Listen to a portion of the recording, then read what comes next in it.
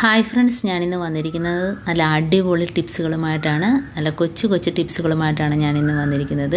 അപ്പോൾ എൻ്റെ ഈ ചാനൽ സബ്സ്ക്രൈബ് ചെയ്യാതെ കാണുന്ന കൂട്ടുകാരുണ്ടെങ്കിൽ പ്ലീസ് ഒന്ന് സബ്സ്ക്രൈബ് ചെയ്ത് സപ്പോർട്ട് ചെയ്യാൻ മറക്കല്ലേ.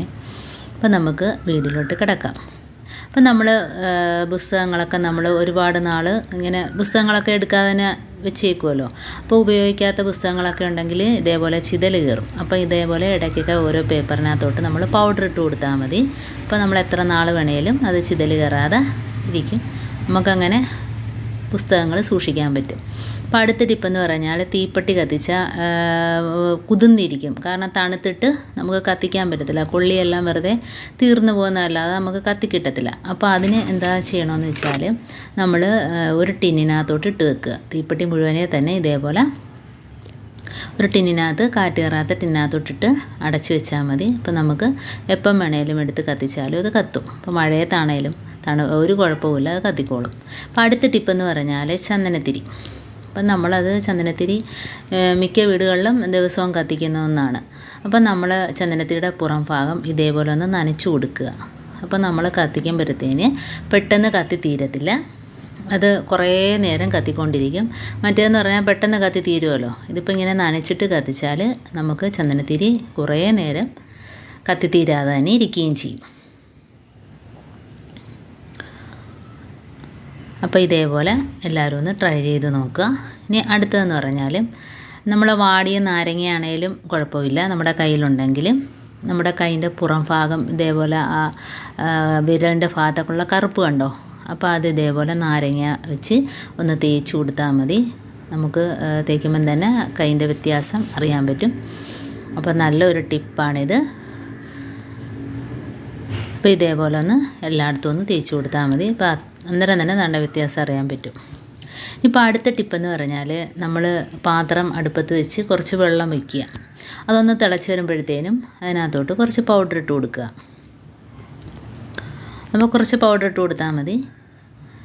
അപ്പോൾ തിളപ്പിച്ചിട്ട് ഒന്ന് തണുപ്പിക്കുക. തണുപ്പിച്ചതിന് ശേഷം നമുക്കൊരു സ്പ്രേ ബോട്ടിലിനകത്തോട്ട് ഒഴിച്ച് വയ്ക്കാം. അപ്പോൾ നമ്മൾ കംഫോർട്ട് ഇല്ലെങ്കിൽ ഇപ്പോൾ ഇങ്ങനെ വേണേലും ചെയ്തിട്ട് നമുക്ക് ബാഡ് സ്മെല്ലൊക്കെ ഒഴിവാക്കാൻ വേണ്ടി ബാത്റൂമിലോ കിച്ചണിലോ അതേപോലെ ഹാളിലോ കർട്ടനിലൊക്കെ ഒന്ന് സ്പ്രേ ചെയ്ത് കൊടുത്താൽ നല്ലതായിരിക്കും, നല്ല മണമായിരിക്കും. ഇപ്പോൾ പെട്ടെന്ന് വിരുന്നുകാർ വന്നാൽ നമുക്ക് ഇതേപോലെ തന്നെ പെട്ടെന്ന് നല്ലൊരു മണം കിട്ടും. ഇതേപോലെ ചെയ്ത് കൊടുത്താൽ മതി. ബാത്റൂമിൽ നമുക്ക് ഇതേപോലെ അടിച്ചു കൊടുക്കാം. ബാത്റൂമൊക്കെ തുറന്നാൽ നല്ല മണമായിരിക്കും ഇങ്ങനെ ചെയ്യുമ്പം.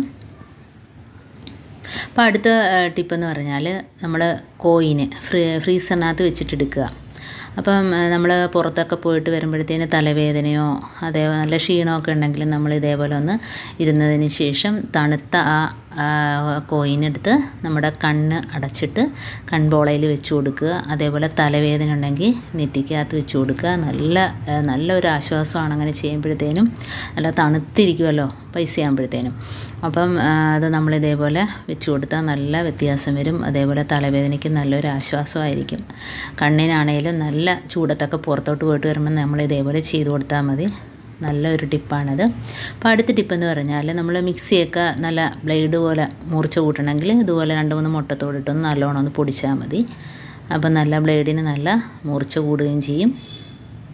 അപ്പോൾ എല്ലാ ജാറും ഇതേപോലെ ചെയ്താൽ മതി.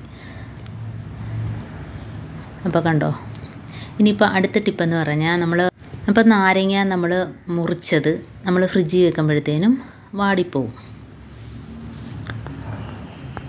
അപ്പോൾ ഇങ്ങനെ ചെയ്താൽ മതി. നമുക്ക് ടൂപ്പിക്കുണ്ടെങ്കിൽ ഇതേപോലെ നാരങ്ങയുടെ അപ്പുറം ഇപ്പുറം ഒന്ന് കുത്തി കൊടുത്തിട്ട് രണ്ടും ഒന്ന് ചേർത്ത് വെച്ച് കുത്തണം. കണ്ടോ. അപ്പോൾ ഇതേപോലെ ചെയ്യുമ്പോൾ നാരങ്ങ എത്ര ദിവസം വേണമെങ്കിലും ഫ്രഷ് ആയിട്ടിരിക്കും. അതല്ലെങ്കിൽ വാടി അതിൻ്റെ നീരൊക്കെ പോയാണൊക്കെ ഇരിക്കും ഫ്രിഡ്ജിൽ വയ്ക്കുമ്പോഴത്തേനും. ഇതാകുമ്പം ആ ഫ്രഷ്നെസ് പോകത്തില്ല, ഇതേപോലെ തന്നെ ഇരിക്കും. അപ്പം നമുക്ക് അതിൻ്റെ നീരൊക്കെ കിട്ടുകയും ചെയ്യും. ഇത്ര ദിവസം വേണമെങ്കിലും അങ്ങനെ വയ്ക്കാം. ഇനി തേങ്ങ അപ്പോൾ കഴന്ന് പോകാതെ നമുക്ക് നല്ല രീതിയിൽ പൊട്ടിച്ചെടുക്കണമെങ്കിൽ ഒന്നെങ്കിൽ തലേ ദിവസമേ വെള്ളത്തിയിട്ട് വയ്ക്കുക, അല്ലെങ്കിൽ കുറച്ച് നേരം ഇതേപോലെ വെള്ളത്തിയിട്ട് വെച്ചതിന് ശേഷം പൊട്ടിച്ചെടുത്താൽ കടരാതെ തന്നെ കിട്ടും. നല്ല രീതിയിൽ തന്നെ നമുക്ക് പൊട്ടിച്ചെടുക്കാനും പറ്റും. അപ്പോൾ ഈ ഉണങ്ങിയ തേങ്ങയൊക്കെ ഉണ്ടെങ്കിൽ ഇങ്ങനെ ചെയ്താൽ മതി. അപ്പോൾ അതേപോലെ തന്നെ ഇനി പകുതി നാരങ്ങ നമ്മൾ എടുത്ത് കുറച്ച് ബേക്കിംഗ് പൗഡർ ഇട്ട് ഫ്രീസറിനകത്ത് വെച്ചാൽ നല്ലൊരു സ്മെല്ലായിരിക്കും. ബാഡ് സ്മെല്ലൊക്കെ പോയി കിട്ടും. അപ്പോൾ എൻ്റെ ഈ ചാനൽ ഇഷ്ടപ്പെട്ടെങ്കിൽ ഒന്ന് ലൈക്ക് ചെയ്യാനും കമൻറ്റ് ചെയ്യാനും സബ്സ്ക്രൈബ് ചെയ്യാനും മറക്കരുത്. അപ്പോൾ അടുത്ത വീഡിയോ ആയിട്ട് വീണ്ടും കാണാം.